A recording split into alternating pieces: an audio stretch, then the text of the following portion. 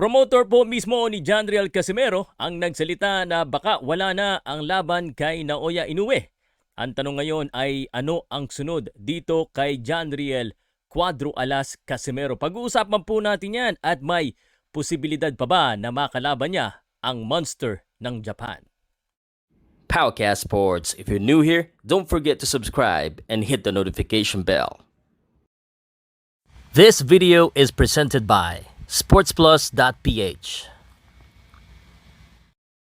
Disappointed po ang karamihan ng boxing fans dahil sa nangyaring draw sa laban ni Casimero at ni Oguni. At kaya dito ay samot-saring opinion po ang lumabas sa social media. At pagkatapos nito ay napapaisip po ang mga tao kung ano ngayon ang sunod kay Casimero. Maraming nagsasabi na pagkatapos sana ng panalong ito ni Janriel Casimero ay siya ay mapapalaban na kay Naoya Inoue pagkatapos ng laban ni Naoya Inoue kay Marlon Tapales manalo man o matalo si Naoya Inoue. Ngunit pagkatapos po ng performance at ng laban po ni Casimero ay tila pati promoter po ni Casimero ay bumuelta. Dito po sa A-Sign Boxing YouTube channel ay pinost po nila at pinag-usapan po ng mga founders po ng Treasure Boxing. Ang title po ay Casimero lost his fight against Naoya Inoue. Iday Oguni showed he was alive and well.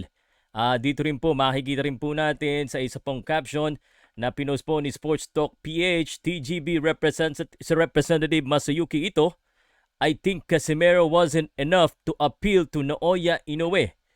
There was definitely a lack of sparring. Personally, I would like to have him train with a coach in America. I want to put on a match that people want to see against Inoue.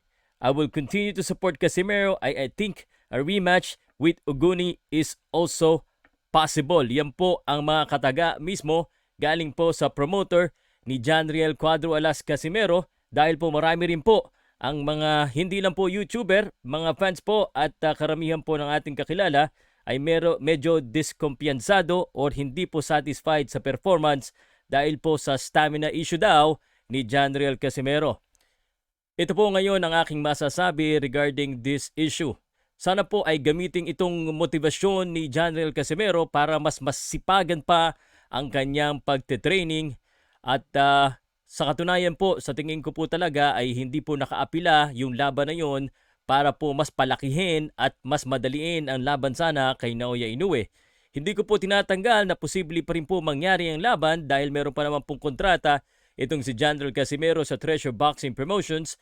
At unfortunately though, kung ang promoter mismo ay nagsasabi na hindi sila satisfied at hindi ito nakaapila sa kay Naoya Inoue ay medyo malabo po ang laban. I think if I'm the promoter, because of what happened, dahil po naririnig-rinig ko rin na medyo hindi rin po satisfied ng ibang Japanese fans sa paghinto po ng laban. Kaparehas po ng mga Pilipino, yung mga ibang Pilipino, bakit hininto? Yung ibang mga Japanese fans, bakit daw po hininto ang laban? Dahil hindi naman po malaki ang cut. So, malamang sa malamang ay rematch ang kasunod. Or pwede rin na ilaban na po siya kung meron pong opportunity sa isang maganda at mas malaking laban para po sa eliminator. Yan po talaga ang pinaka-ideal situation ngayon.